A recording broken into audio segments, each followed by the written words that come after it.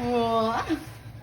Another day, another cake vlog. At gagawa nga tayo ngayon ng trending burn away cake. Actually, matagal ko na talagang gustong gawin to. Pero ngayon lang kasi nagkaroon ng time. And na-excite ako kasi perfect siya this coming Valentine's Day. Etong burn away cake ay perfect din sa mga surprise greetings. Katulad ng proposal cake, gender reveal cake, birthday greetings cake, and other surprising message. Ginawa ko lang siya sa bento cake kasi gusto ko lang itry muna. Pero pwede rin siyang gawin sa mga regular cakes or big cakes. At ipakita ko nga sa inyo yung burn paper. Ganito yung itsura niya at texture. Actually, ang mahal nga niyan kaya isa lang ang binili ko. Kasi gusto ko lang ding itry dahil trending nga. Dalawang klase ang pwedeng i-burn sa cake. Either burn paper or edible paper. Parehas lang naman silang mahal. And parehas lang din sila na pwedeng sunugin. Sinat out ko na nga yung burn paper sa sukat lang ng bento cake. Yung may print na Valentine's na nakadikit sa cake ay size 2.5. Non-edible yon. Hindi ko pala napakita sa inyo yung unang pipe ko nung pink red. Maliit lang na piping tip yung ginamit ko sa unang